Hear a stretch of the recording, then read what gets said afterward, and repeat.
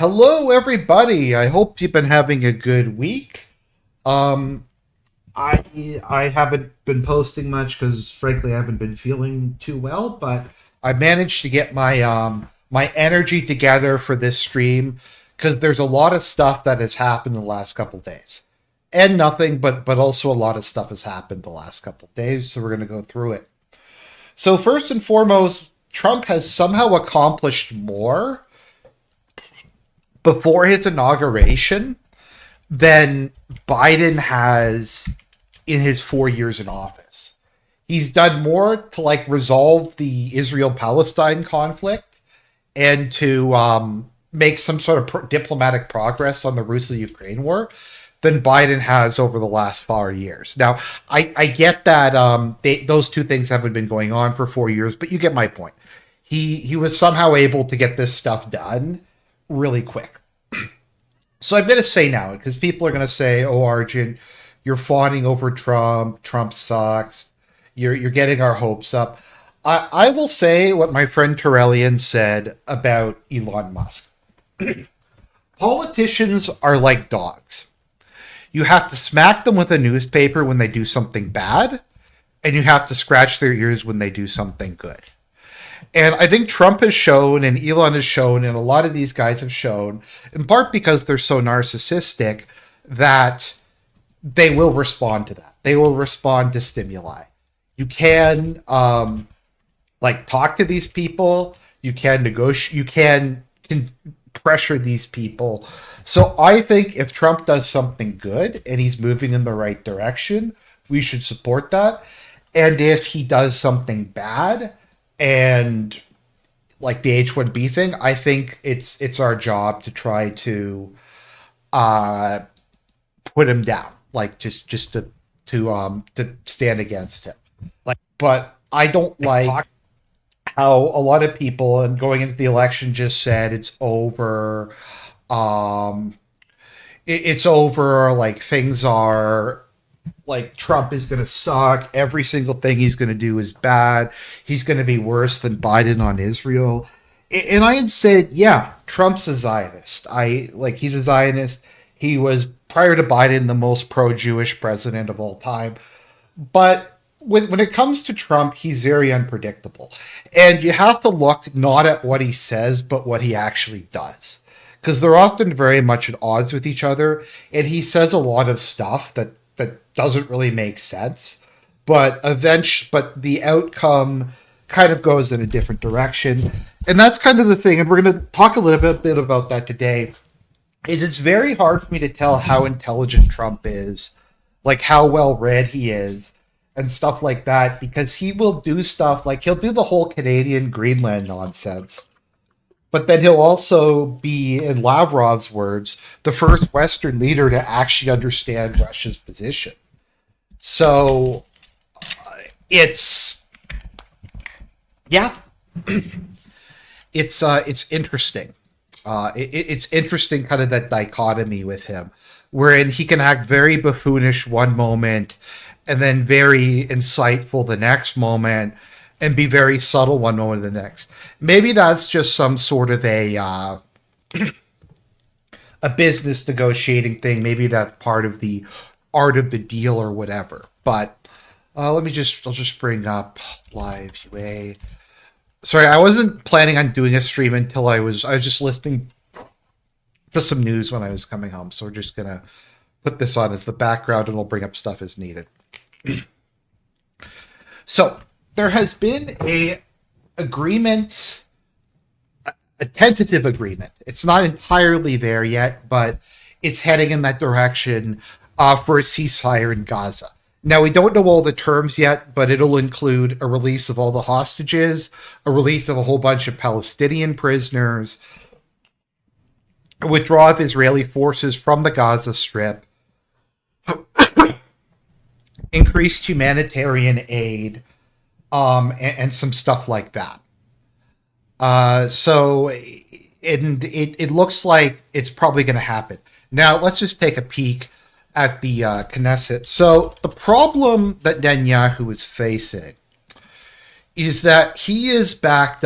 His coalition is dependent on our friends, the most fucking stereotypical guys possible. We have Ben Gavir of who looks like a Jewish supervillain of the Jewish Power Party, and we have Smolrich, Bezalel Smotrich, who is the Minister of Finance, who also has a uh, far right party. And his coalition is dependent upon support from both of them. Now, and if they both left, he would lose his majority. Now, the opposition has said that they will enter a coalition government with Netanyahu if he needs the votes to get this agreement passed, and they will support him in a confidence motion on this.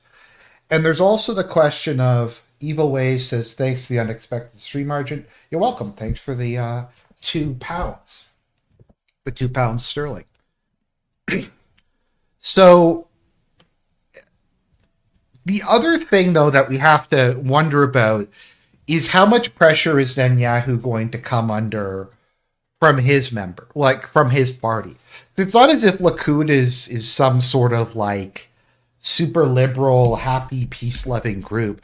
They're pretty hardcore too. So Netanyahu seems like a pretty smooth political operator, so he can probably get Likud on board with his plan, but it's going to be tough, and I don't know what's going to come out of it. And this is not a done deal. He has not brought it up to the cabinet yet.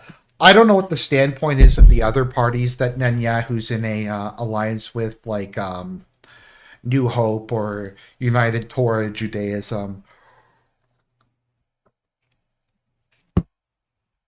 If they're on board with it, but I guess we'll have to see. No, like yeah, Constantine Martelli is saying Likud is moderately religious but primarily ethnocentric party. Yes, because in Israel, historically, there was kind of three main factions. There was the left, which is pretty similar to the left in most parts of the world. The religious parties, which prior to 1967 tended to side with the left. And then the secular right. Now, the secular right was not necessarily anti-Jewish or irreligious. It's their primary focus was more traditional nationalism, and that's where you get revisionist Zionism from. And Begin comes out of that, and eventually Likud is kind of the modern descent of that. You also will have, I think it's Israel, this other random party, Israel Our Home, which I think is also kind of a revisionist Zionist.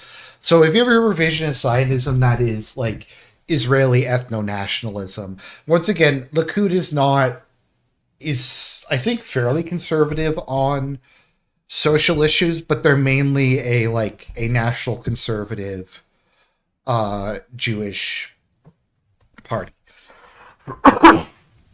What actually happened in if you want to understand kind of Israeli politics post World War II, or post Israeli politics in like the 40s, 50s, and 60s and 70s, there's a book I'd recommend called Like Dreamers. Which is the story of the Israeli paratroopers who retook Jerusalem during the Six-Day War. And that dramatically changed how politics were done in Israel, because historically the religious parties were kind of anti-Israel or were very kind of ambivalent towards Zionism because they believed that it wasn't the place of man to bring about the return. It was God ultimately who would intervene directly and recreate Israel. But they viewed the recapturing of the Temple Mount as being a sign that God was giving his blessing to Israel. And Israel's kind of moved rightwards since then, as the religious parties have started to go increasingly towards the left.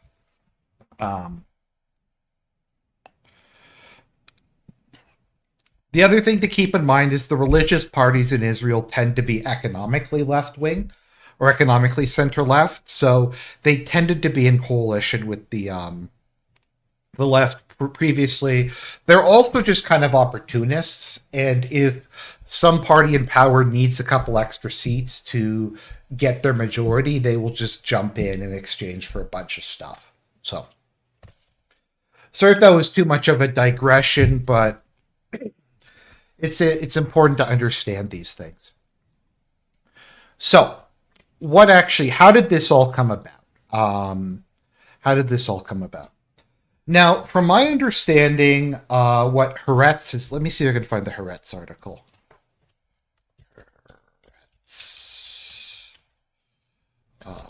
Trump.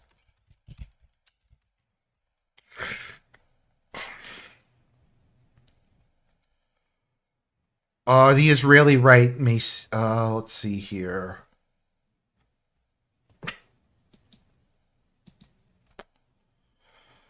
Okay, so it's behind a paywall, and as with anything behind the paywall, I can just pretend it's whatever I want it to be. Now, from people, what I've said, people from who I've talked to have said, Trump and Netanyahu have not been getting along lately. I think Netanyahu was the first person to congratulate Biden after the election when the votes I don't even think were done being counted yet. And they were able to go and I don't think it was like election night. Netanyahu congratulated Biden, and he's just kind of been shitting on Trump passive aggressively since then.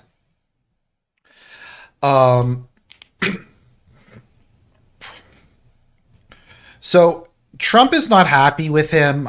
It's also just okay. Sorry if I'm going all over the place, but I'm trying to explain, in my understanding, what the kind of context of a lot of this is. There's an expression there's a line in the movie Death of Stalin where they say, "Do you trust Molotov?" And they say, and to which the other guy responds, "As much as you can ever trust a weak man." And that's the truth, is the most dangerous people in the world are weak men. There's nothing more dangerous than a weak man, particularly a weak man with power.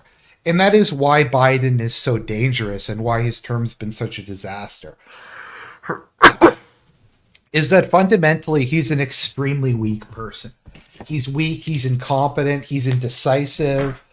He lets basically his team and his wife and whoever's around him just kind of control whatever is what's going on. And that is worse than if he was a little bit unhinged or a little bit crazy or a little bit aggressive, because nobody can predict at all. Malenkov, not Molotov. That's my mistake. You're right. It was Malenkov. There's too many M names that start with a M and end with a V. Actually, interesting fact about Malenkov. So Malenkov, I think, was only general secretary for 2 or 4 years. Most people don't even remember that he existed, and they just think that Khrushchev took over. He lost the power struggle and was sent into exile in Siberia.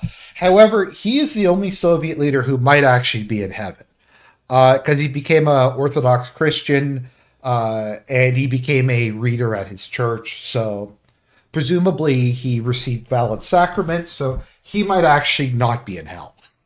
Like pretty much every other leader of the Soviet Union. So sorry, just interesting side note about Malenkov.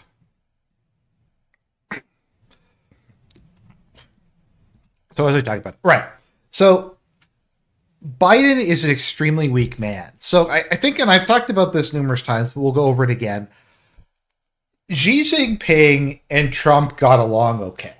So, Trump is always attacking China. He's saying we got to fight China. China's our rival. China's the enemy, whatever. Xi actually kind of liked Trump because he said, you know what? I can understand where Trump's coming from. Trump is trying to get the best deal for America. I'm trying to get the best deal from China for China. I trust I have some degree of trust that Trump is a man of his word, and that if he says something, he's actually going to do it.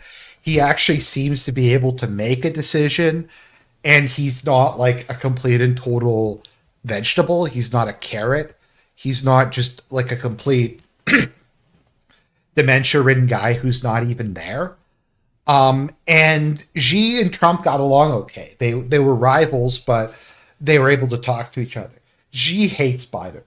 Actually, and you'll see this at international events. Like they had the, what was it, the G20, where they Biden and Trudeau were excluded from the photo. Let me see if I can find this. G20, Biden and Trudeau.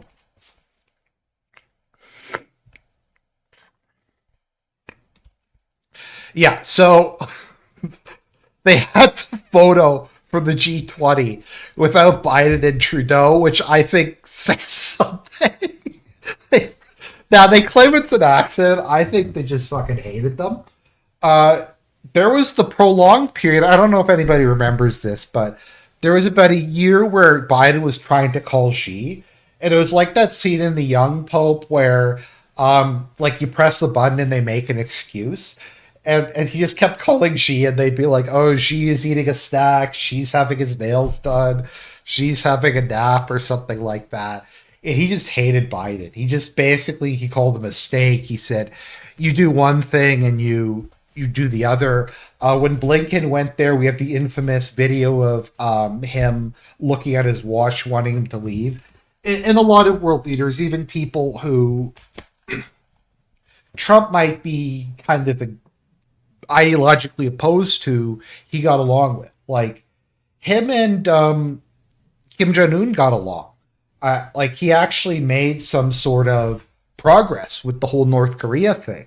Like I think it's been gone back a bit, but he actually, I think if anyone deserved like a Nobel Peace Prize, it was Trump.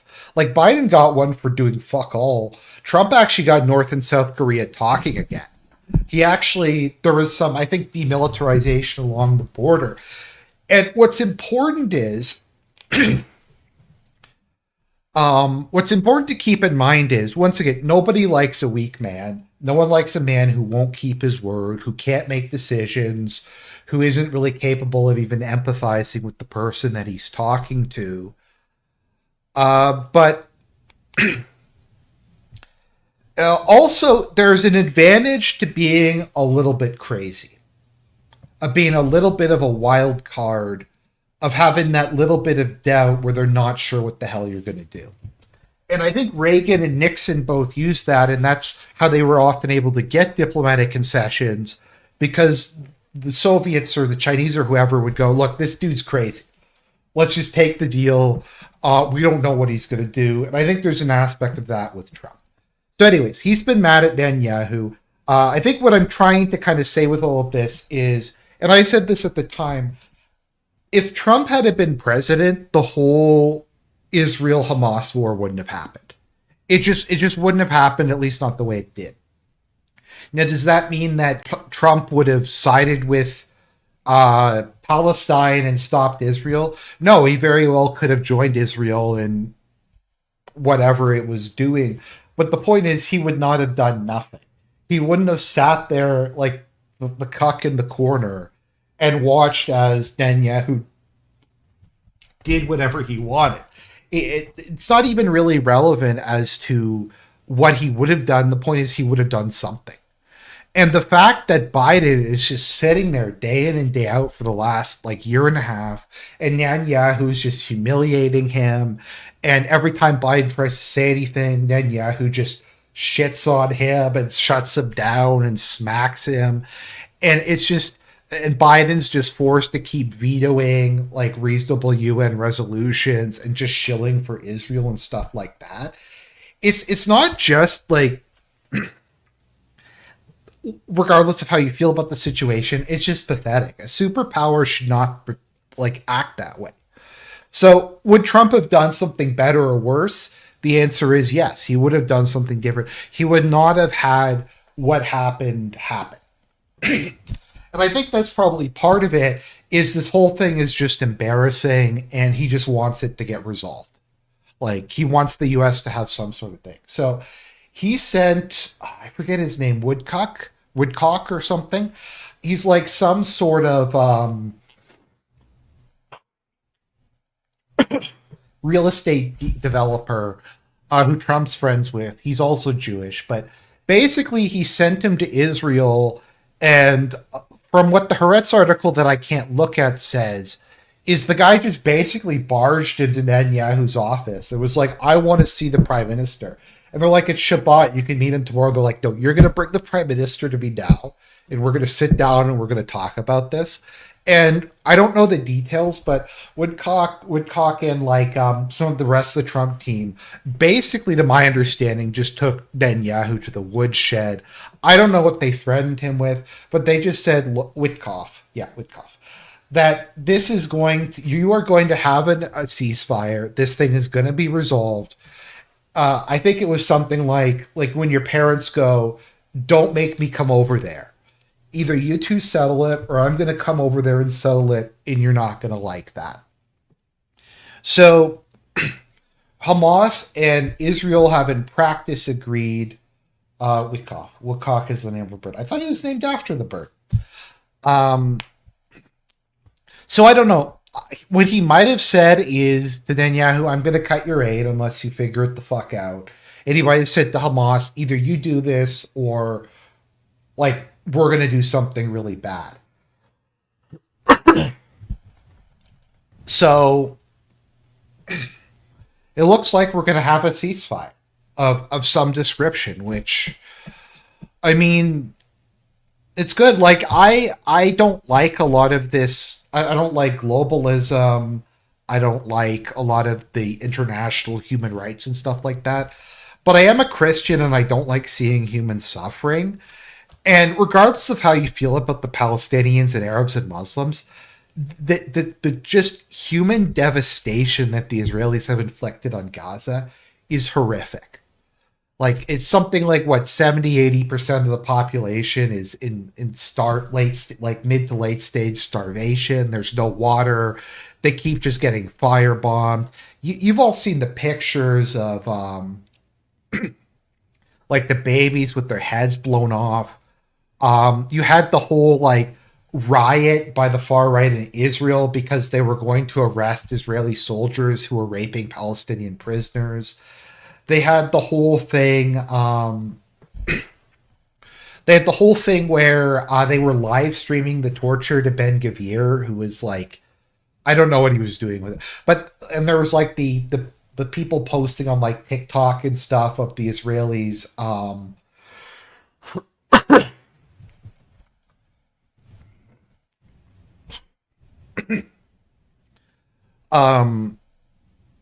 Were posting like them hunting Palestinians, and like the whole thing was fucked. So I'm happy that there's going to be peace on a very basic human level. I'm happy that Israel is hopefully going to allow food to get in. They're going to at least get some food and water and medicine to the starving people in Gaza. And at least the women and children are going to be getting the care that they need. So I think regardless of whatever the geopolitics are, we can be grateful for this on just a basic human level. And I think we can all get very cynical and forget about those things when we're kind of going through this, but I think that's a good thing. So what I was thinking about is, what has this war actually accomplished? Like, I was just thinking about that as I was walking home. What has Israel achieved with this like huge war? Well, they've leveled Gaza. Did they kick the Palestinian people out of Gaza? No. Did they exterminate the Palestinian people? No. Did they reoccupy? Did they achieve some sort of permanent reoccupation or resettlement of Gaza? It doesn't look like it. So what did this actually accomplish? It just seems, and I had said this at the time, I don't really know what Netanyahu's endgame is. The whole thing honestly just might have been sadism at a basic level. It might have been, we're going to humiliate the Palestinians. We're going to just shove their face in crap. We're going to just beat them so bad and humiliate them and damage them that they're never going to be a threat to us again.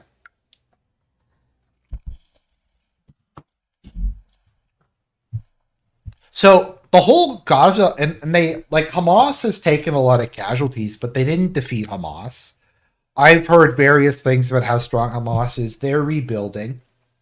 There's going to be another couple generations of Palestinians that are going to join Hamas. But I mean, they killed some of Hamas's leadership. They killed a bunch of Hamas fighters. But this deal is going to leave Hamas basically in control of the Gaza Strip. Um, as far as that went, the invasion of Lebanon was a complete and total shit show. To my understanding, they didn't take a single major settlement. They didn't take a single village. Hezbollah took a lot of casualties. The Israelis blew up a whole bunch of stuff. But the ground invasion was a shit show. It didn't really go anywhere. So the Lebanon thing failed.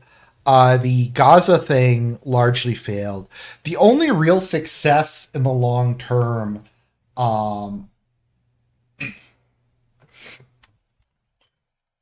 that they got out of this whole thing is the Syria situation. So Assad has been overthrown. We have Arab Zelensky is now in power in Syria. Israel has invaded and they've occupied a bunch of additional territory. Now, what they're actually doing in Syria, I don't know. If they're going to soon, maybe part of the deal was that Trump would recognize, although I think America already does recognize to a certain extent, the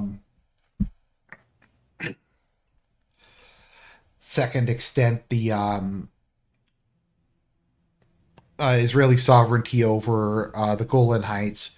So I don't know if they're just gonna formally declare the annexation of it as a province of Israel, and then this will be the new buffer zone replacing the current Golan Heights. I'm not sure if that's going to be the case. Yeah, they already recognize Golan. Yeah, I thought it was some ambiguous thing. Don't they say we recognize sovereignty over it? We recognize the Golan Heights as Israel. Was it that they're recognized as part of Israel, or that Israel? I think I recall it being some weird. So I was looking at this the other day. I'm just trying to see what America said.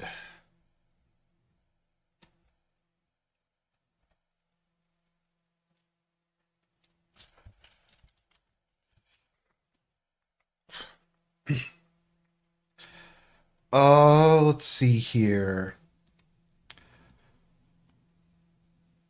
Israeli sovereignty over the territory. But the European members said the status of the Golan Heights has not changed. Okay, so maybe it does. I don't know. The words are a little ambiguous to me. That's so. I think that's what they. I think that's what they are. They are going to do. So. Yeah, Israel's also very much overextended. So, anyways, that is kind of some of it. Now, Nagim is posting in the chat that, well, Hezbollah's leadership got taken out, Hamas's leadership got taken out. They leveled the Gaza Strip. Yeah, but they didn't, I think, critically damage Hezbollah. I mean, Hezbollah is, I mean, they took a bit of a beating, but it's not as if the organization isn't still largely intact. It's not like they still don't have a large military force. And they might take them a little while to replace their command structure, but I don't think that they're fundamentally compromised in their ability to be a threat to Israel. I don't think that's really the case. If anything, I would say that this is kind of a a maybe even a Pyrrhic victory for Hezbollah because they did manage to stop Israel from invading. There was claims from some parts of the Israeli government that they were going to create a buffer zone in southern um, Lebanon, and they were going to start some settlements there. So it doesn't look like that's going to happen.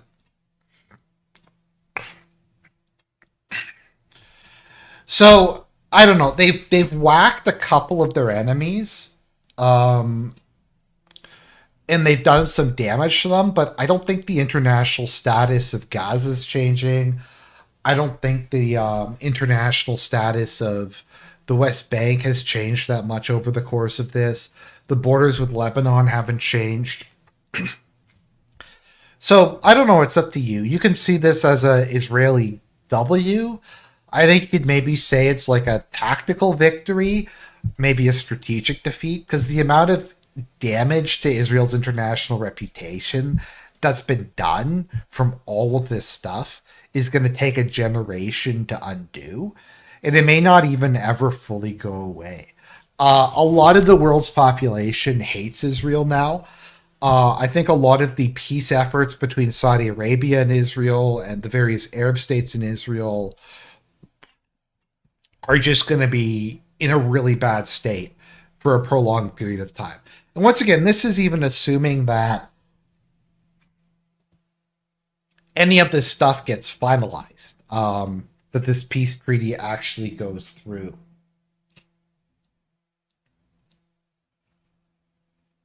Okay.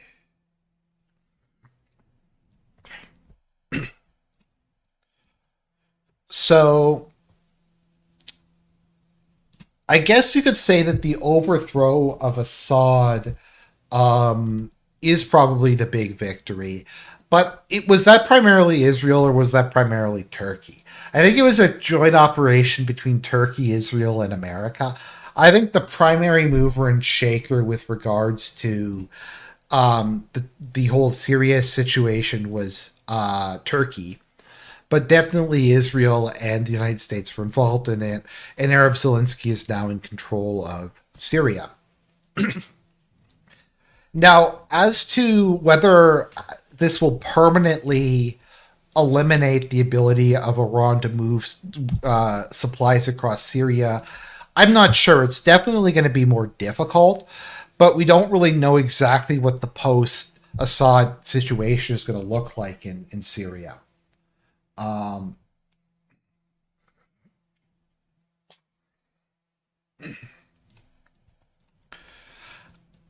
so I don't know if this permanently means Iran has no ability to get supplies. I mean, there's other ways that they can supply Syria. Um, but yeah, it'll be interesting to see where they go with that. I mean, if there's a ceasefire, that also gives Hezbollah a chance to rebuild. I'm sure that the Iranians have some sort of plan for that, and that they have some sort of contingency plan to be able to deal with that. So we have that aspect to it. The other thing that's happened that a lot of people are overlooking is Iran and Russia have signed a cooperation agreement. It does not include a mutual defense clause, but it doesn't. It is a strategic partnership. So the most important thing that Iran will get out of this is more air defense missiles. So it's kind of hard to know at what point it will just. I mean, it's always going to be possible to launch some sort of airstrike against Iran, but the more they start upgrading their air defense systems, the more and more costly it is. I don't know how much Israel could realistically do if they wanted to go all out against Iran in terms of air warfare without taking heavy losses. Maybe Iran's defense network is not fully up yet, but I yeah. I don't know. Once again, people there's a lot of different opinions as to what the outcome of this is. A lot of people are saying that this is a massive defeat for Iran, that they were humiliated, that they were shown to be weak. I don't know what the world will actually, what will almost entirely wind up happening with the whole situation.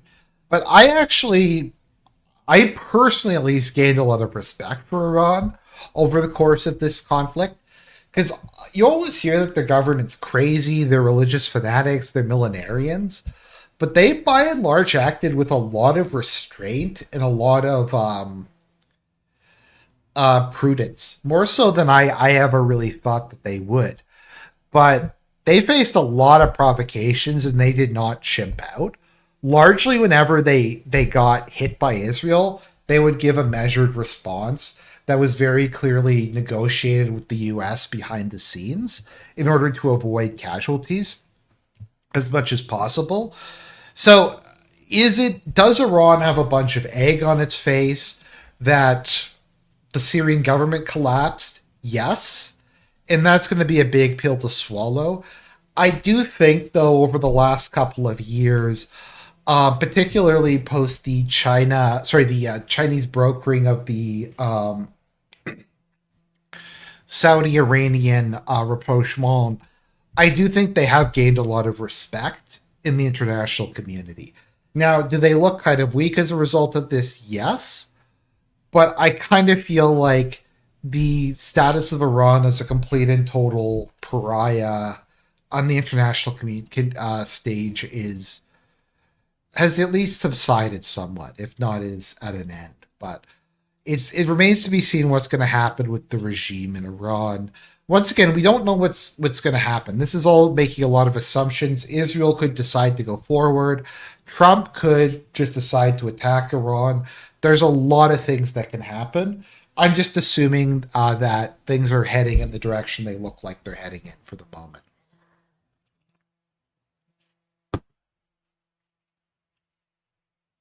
But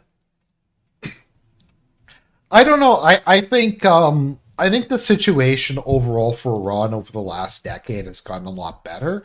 Even if they've taken some major losses with Syria and Hezbollah getting kicked around and Hamas getting the Gaza Strip getting blown up.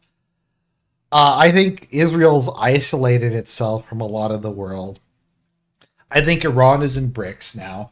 BRICS is not a military alliance, but they have people they can trade with. They have people who they can um, buy technology from. I think largely things are going decently well for them on the whole. A lot of their like foreign policy adventures have not gone very well, but they have Russia and China now are their friends, and they're not isolated anymore. They've come in from the cold, and they can start working on developing their country. So I don't know. Once again, you can agree with me or disagree with me. These are just kind of some thoughts that I had as we were going through this whole thing. Constantine points out that Iran is making itself into a valuable trade hub for Russia because it gives Russia a way to access the Indian Ocean. Now, it would have to go through a couple other countries, but I think Russia's on okay terms with Azerbaijan.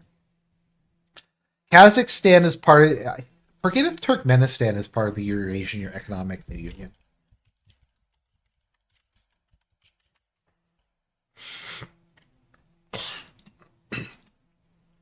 No, Turkmenistan is not part of the Eurasian Economic Union. Okay, but they might be able to have some sort of agreement to move goods across it. I'm sure that that can be done. So that's kind of where we are at the moment. Once again, it's very much Schrodinger's war. A bunch of stuff happened, but Actually, nothing happened. They send it up on rail, then ship it through the Caspian to bypass Azerbaijan. Okay, I thought that might be possible. That just seems like a lot of additional effort, but maybe it's worthwhile. Um, maybe it's worthwhile. Anyways, so that stuff is going on there. We'll see what the outcome is. The point I'm trying to make is a lot of people said that Trump was just going to, like, a certain person who I'm not going to go into too much detail about, said that as soon as Trump becomes president, Israel is going to ramp up the genocide to 11. Everything's going to get worse and stuff like that. And then when he was proven wrong, when this came out, he threw a fit about it and said, this doesn't count because Trump should have done this agreement a year ago when he wasn't president or something. But anyways, so major victory for Trump right off the bat. I don't know what's going to wind up happening, but it definitely does some political capital, and it makes me feel a little bit better about the future. The fact that even if he is a Zionist, even if he is Semophilic, he at least stood up to Israel on something. So that's good. That's good. We take it for what it's worth. Now, the other major thing that we had happen is Trump did an interview. Let me see if I can find it. Trump understands.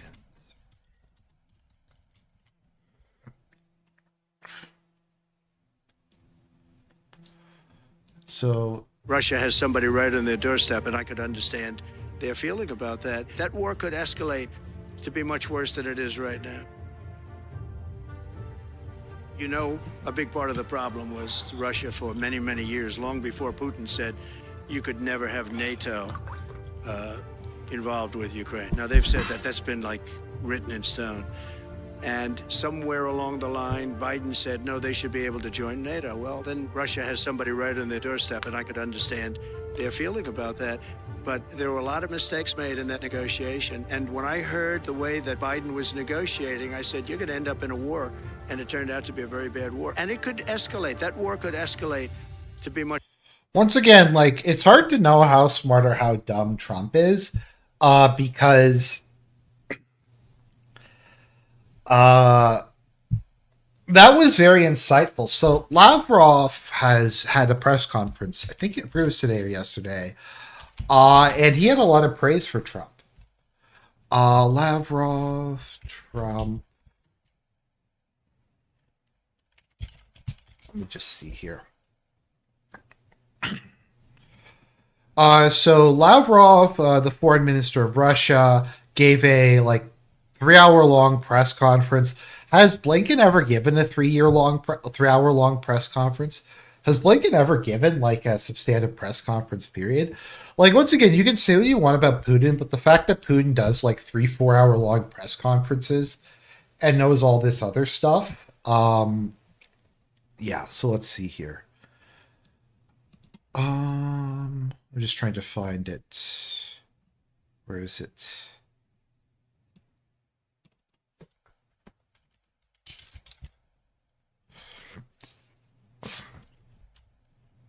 I'm just trying to find where he says, I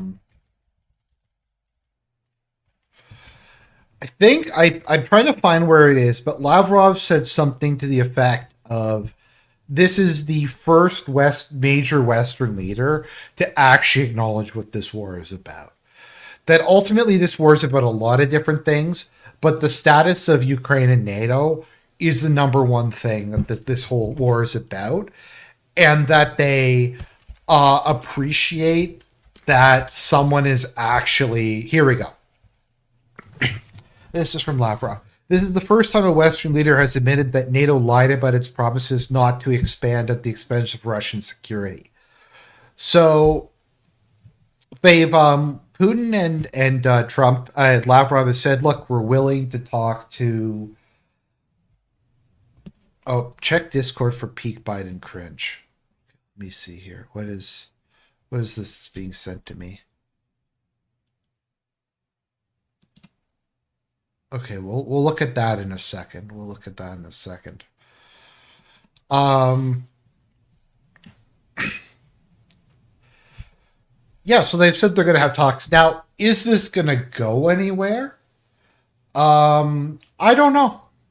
But the thing is, and we'll get into the actual negotiations and where that might lead, but I'm just happy they're talking again. As I've been saying pretty much every video on this, the thing that scares me is that Biden and Putin haven't talked for since the start of the special military operation. Maybe they did like in February or something of that year, but it's been 2 years since the two strongest countries in the world have not had any real discussions or sit downs with each other. And the thing I'm just scared about is that they're not talking to each other. There's no way for the two sides to um, negotiate about like other issues. There's no way where if one of them is able to pick up the phone if something's happening that they can call and they can kind of talk to each other and work stuff out. As I've said many times during the Cuban Missile Crisis, Khrushchev sent a letter, like a private letter to Kennedy, that was very sincere and that helped to convince Kennedy to kind of stand down, and they were able to get it done. That personal relationship is very important in international relations, because ultimately, when everything else goes wrong, that understanding that the other side are human beings too, and that basic understanding of knowing what the other person's like, and putting a face to your opponent, I think is very important, and that could very well be the difference between war and peace, between a nuclear exchange and not. So even if nothing gets done on the whole Ukraine question, the fact that we're having actual diplomacy. Trump has said that he wants to sit down with Putin. He wants to have a call with Putin. He's going to send Kellogg to Moscow as a peace envoy, and they're going to start actually talking about this. They're going to have direct talks. Even if they don't have come to an agreement on Ukraine, there's all kinds of other stuff that they need to talk about. Energy, weapon limitations, spheres of influence, international relations, BRICS, trade. There's all kinds of stuff that they need to sit down and hash out. So at least they're going to be talking again. So, and once again, I said this whole idea that if you talk to your enemies, they win is just really, really cheese slur. So,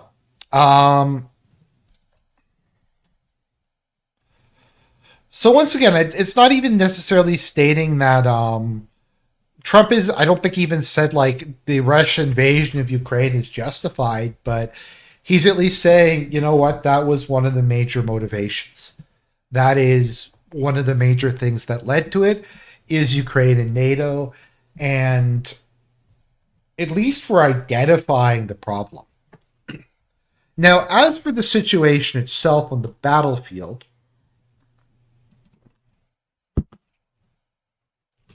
more of the same. Ukraine continues to get pushed back. Russia continues to inflict horrific losses with its overwhelming firepower advantage. The Ukrainian economy is even worse now that they've cut off the natural gas.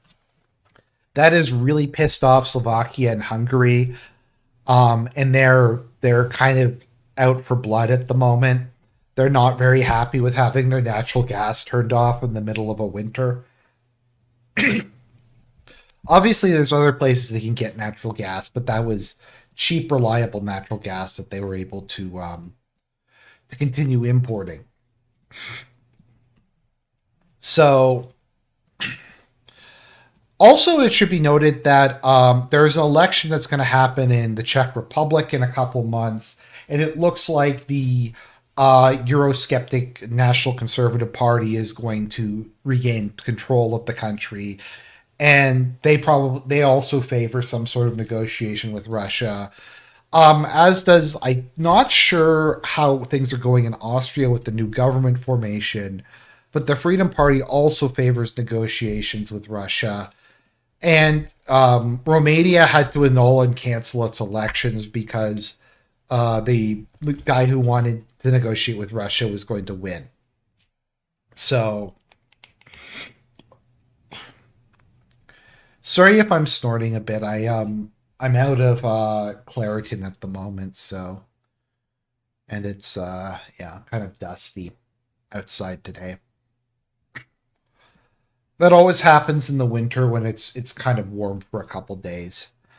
But what was I saying again? Yeah. So back to this.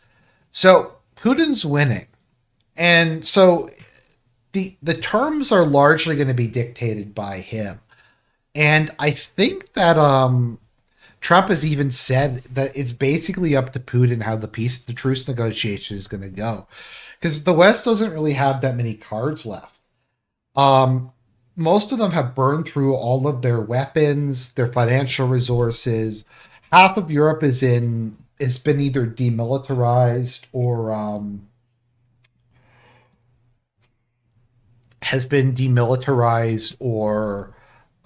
is in a recession and has energy problems and various stuff like that. They can't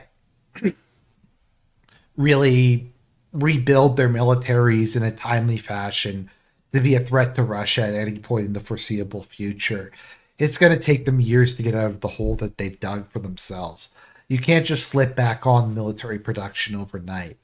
So Europe doesn't really have, like, it's kind of an empty threat. They don't have really anything significant that they can give to Ukraine. They've also talked about how there's this whole gay op that France keeps trying to do with the 30,000 peacekeepers or whatever that they're going to send. Like, Russia would just. Can you imagine how a ground war between France and Russia would go at this point in time? Russia said, between France and Russia, not Ukraine and Russia. France sends like its 30,000 dudes over to face the Russian army, and they're under equipped. They have extremely long supply lines and all this other stuff. And it's just going to be a complete and total shit show. If that were to happen, those guys would just be wiped out. They would just get. It would be bad. But I mean, that was the idea behind it, was to send them there in front of Russian artillery, so then they can try to trigger NATO's mutual defense clause and bring the U.S. in. Now, the U.S. still does have some weapons left, but there's only so much more it can give to Ukraine. Now, they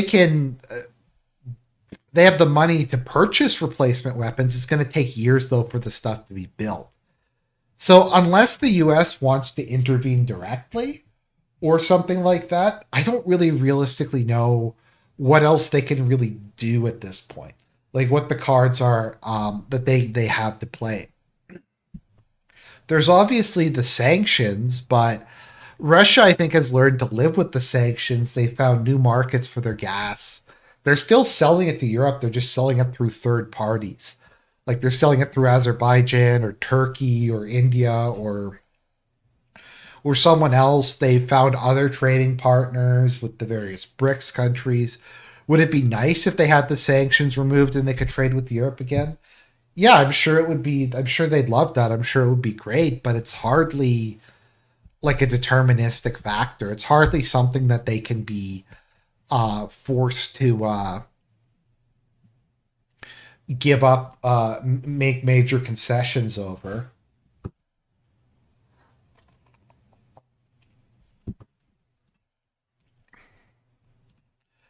So I don't really know what leverage they have. The only real leverage, and I was listening to the Duran today. So Alexander Mercure said what they do have that Russia might want is some sort of long-term solution to the crisis, some sort of acceptance of a new security and architecture, some sort of formal treaty ending this, a acknowledgement of Russia's concerns and stuff like that. That stuff is all kind of possible and things that they might actually be interested in. So that's pretty much all that they really have to offer them, though. I don't know what else they really unless they want to get directly involved or threaten to use nuclear weapons, there's not really much they can do to stop Russia and Ukraine at this point in time. So Putin's entirely in the driver's seat. Now there's a lot of people in Russia who are really scared that Putin is going to screw the pooch at the 11th hour and snatch defeat from the jaws of victory. And he's just going to come to some sort of shitty agreement with Trump rather than win outright. But I'm not really sure. What might wind up happening is they'll have a negotiation. They can't come to an agreement. The U.S. will just say, look, we tried, guys. Xenon, Bob John is a schizophrenic. He's not a creep. He's a schizophrenic who sees things that aren't there, but he's not creepy beyond that. So that's possible. I think that's like the only thing at this point in time that could threaten Putin's position domestically in Russia if he just kind of gave up on it and threw it and didn't get whatever their objectives are. I do think that the minimalist objectives are going to be pushed forward, which once again are the 4 regions, Crimea, and an agreement that Ukraine will never join NATO, and like a whole bunch of other stuff involving the status of the Russian language, the Russian Orthodox Church, army limitations, disarmament of the ultra-nationalist militias, and stuff like that. So, Xenon,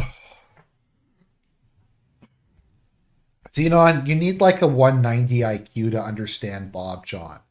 You need an IQ of like I don't know, like a 200 IQ to understand what Bob John's saying.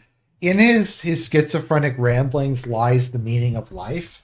It's just nobody can decode it. So I wouldn't feel too bad. I'm not big brained enough to understand what he's talking about half the time. The thing is, though, like he will go at some points in time, he will post something that is really insightful and intelligent and like shows a high level of awareness, and then he'll go back to just posting some bizarre conspiracy theories I've never heard of before. I'm not sure if it's being reported in America, but there were some reports about Ukraine attacking the gas pipeline in Turkey. Yeah, I have heard that as well, that Ukraine was making some motions to attack Turk Stream. So with Nord Stream being destroyed or inoperable, the main pipeline now is Turk Stream. And it's long been something that they want to destroy and damage. So I think that's about it. In Canada, Justo still hasn't stepped down yet as prime minister. He stepped down as the head of the Liberal Party, but they're trying to pick somebody to replace him. They're going to try to run out the clock as much as possible. Parliament is suspended until at least March. They might be able to do it for longer, depending on how the NDP decides to go. But it's let's see who is the pack of losers that's lining up to become the next PM.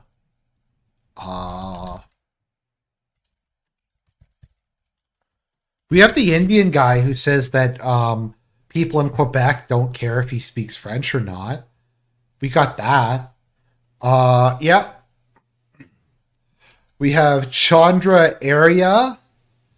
We have... Is he... Okay, we've got this dude who looks like he's a quadroon. We have Mark Carney. Oh,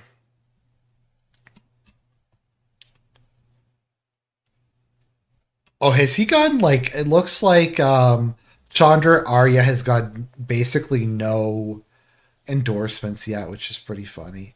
But let's take a look at the statement he made, because it was fucking amazing.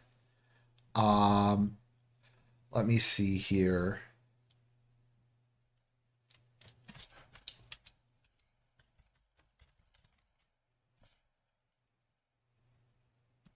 How's your French? No, No? No French? no French. Okay. The Liberal Party of Canada is the party of official bilingualism. It's going to be a tough one. I don't speak French either, so No, the point is that whether the Quebecers or English Canadians, it's not the language that matters, it's what is that they deliver to them. But the language matters very much in Quebec. No, at the end of the day, Quebecers see who delivers what. You know, we have English-speaking, French fluent prime minister for all the time. One of the things that matters to Quebecers are being a sovereign country, a sovereign republic. Yeah. And which prime minister has ever talked about that?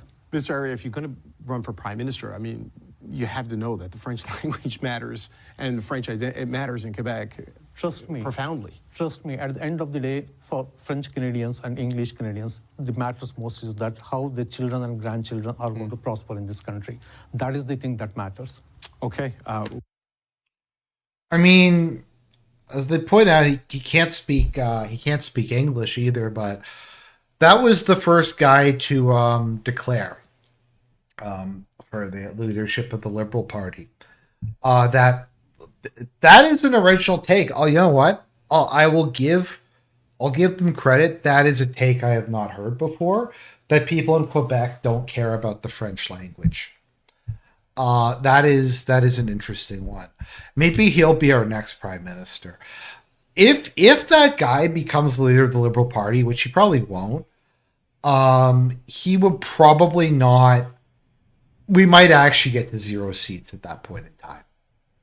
We might actually reach the coveted 0 seats. Yeah, he's at 3%, so he's probably not going to get it. Mark Carney, who even is Mark Carney?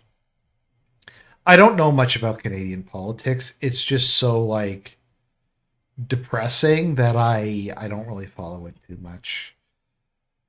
Some former finance guy.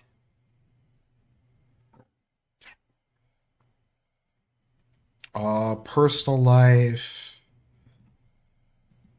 He also holds Irish.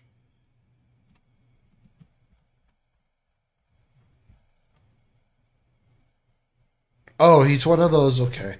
So he's the governor of the Bank of England previously. Head of the Bank of Canada. That's interesting. Okay.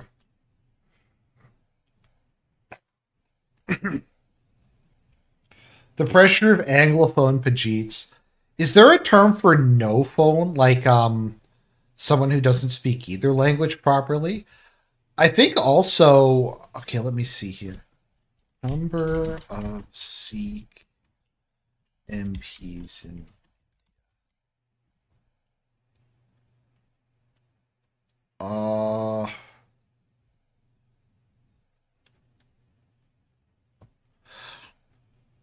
okay, yeah, Canada has more Sikh MPs than India. Just keep that in mind. My understanding is there's a larger proportion. I think Canada might have a larger proportion of the population who's Sikh than India does. Let me just take a look at this. Okay, Sikhism is 1.7%.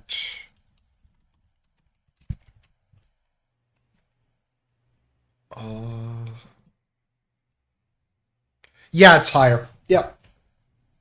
Sikhs make up a substantially larger percentage of the population in Canada than they do in India. Just keep that in mind. So in India, it is 1.7% of the population is Sikh. In Canada, they list it as being 2.1. I think it's probably higher than that. But yeah, just keep that in mind when people are trying to think about this kind of thing. So yeah.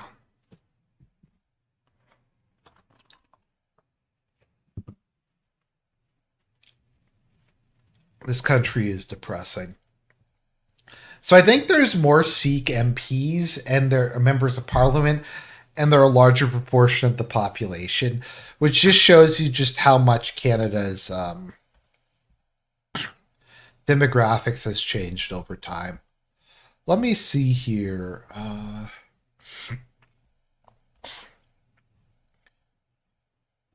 The Christian population.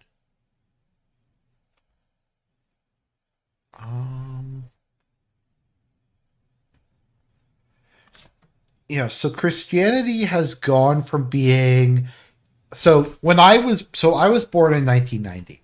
So when I was born in 1990, 83% of Canadians identified as Christian. Now it's about 50%. So it's fallen that much in 30 years. So let's see here. Wow. Catholicism hasn't fallen as much as some of them. Like the ones that are really the big losers are the mainline Protestant churches have gotten completely wiped out. I think there's still some like traditional or conservative Catholic churches, like individual ones that are doing okay. But yeah, it's been complete disaster. We also have some LARPers who identify as indigenous. But yeah, Alberta is very high in terms of irreligion. I think that might surprise people, but Alberta is very secular. It's more secular than you might think.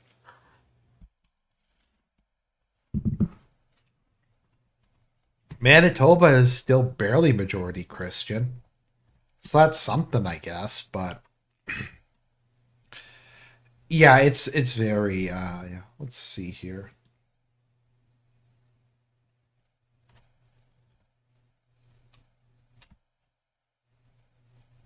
What was it?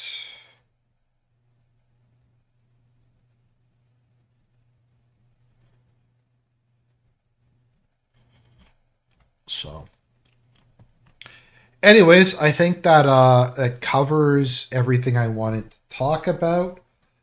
And that's about it. In Canada, I'm just peak blackpilled. I just try to find what happiness I can in my life. So